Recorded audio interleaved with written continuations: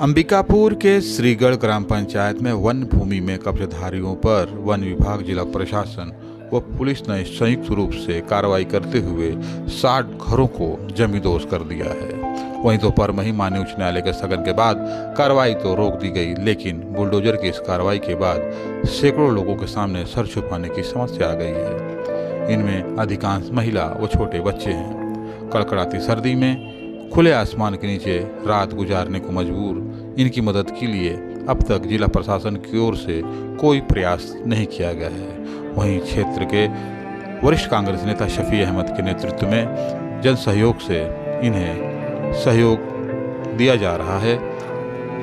महिला व बच्चों के लिए बाकायदा टेंट की व्यवस्था की गई है। वहीं खाने पीने सहित दवाई आदि के लिए भी विशेष व्यवस्था की गई है, जिससे लोगों को कुछ राहत तो पहुंची है, लेकिन कड़कड़ाती सर्दी में टेंट के नीचे रात गुजारना कितना मुश्किल होगा, इसका अंदाजा वही लगा रहे हैं। बहरहाल जिला प्रशासन के द्वारा या कहीं सरकार के द्वारा अब तक कोई भी प्रयास नहीं किया जाना कहीं न कहीं भेदभाव पूर्ण रवैये को दर्शाता है।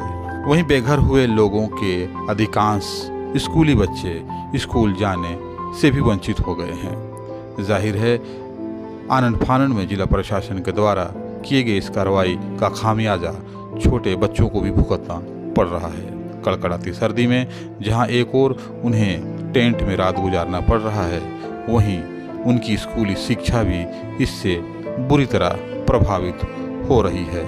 अब देखना ये होगा कि आने वाले समय में जिला प्रशासन, राज्य सरकार क्या इन्हें कुछ राहत देने में कोशिश करती है या फिर इन्हें इनके हाल में ही वो छोड़ देती है। लेकिन इतना तो तय है कि स्थानीय लोगों ने जिस प्रकार से मदद के लिए हाथ बढ़ाया है, उससे वो काबिले तारीफ है।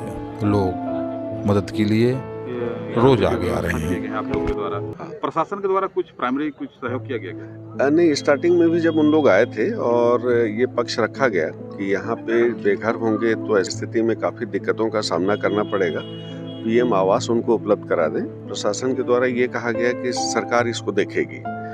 तो यहाँ पे सभी के सहयोग से ये व्यवस्था बनी है कि जो लोग यहाँ आज खुले में यहाँ बैठे हुए थे, तो यहाँ भोजन की भी व्यवस्था, टेंट की व्यवस्था, चूँकि ठंड का मौसम है, छोटे छोटे बच्चे हैं। भाजपा तो संवेदना खो चुकी है, लेकिन इंसानियत के नाते यहाँ सारे लोग आगे आए हैं। कोई खाना खिला रहा है, कोई पानी पिला रहा है, कोई कंबल दे रहा है, तो सारे लोग सहयोग कर रहे हैं, जिससे ये लग रहा है कि कहीं कोई कमी ना हो पाए और ये पूरी तरह से ध्यान रखा जा रहा है। प्रशासन मेरे ख्याल से बहुत दबाव में काम कर रही है, भाजपा के दबाव में काम कर रही है। और जो अधिकारी थे, मेरे को ऐसा लगा भी कि अधिकारी मन से इस काम को नहीं कर रहे थे, बल्कि दुखी मन से इस काम को कर रहे थे, लेकिन भारतीय जनता पार्टी के दबाव में उनको करना पड़ा। ये स्थिति, ठंड ज्यादा है, बच्चे भी हैं, महिला भी हैं। हाँ। ऐसी स्थिति में नहीं लगता कि असंवेदनशीलता सामने आ रही प्रशासन का? हाँ, नहीं, इंसानियत नाम की चीज दिखाई नहीं दे रही है इस कार्रवाई में। जैसे ठंड का मौसम है, दूसरी बात यह है कि प्रधानमंत्री आज पट्टा वितरण कर रहे हैं 10 राज्यों में। पीएम आवास देने की बात हो रही है कि हर परिवार को हम छत देंगे, और एक तरफ छत उजाड़ा जा रहा है। और हम इस बात को भी अभी भी कहते हैं कि पूरे महामाया पहाड़ को खाली करा के और व्यवस्थापन के तहत कहीं शिफ्ट करना चाहिए।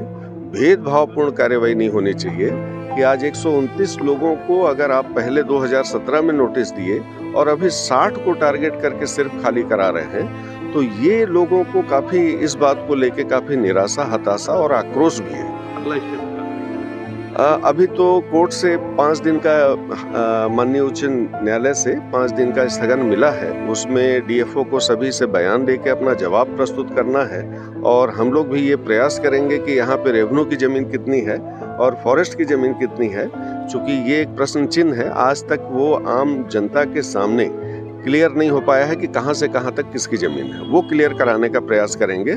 साथ ही व्यवस्थापन के तहत इनको कहीं व्यवस्थित किया जाए, इसके लिए डिमांड करेंगे। अभी जो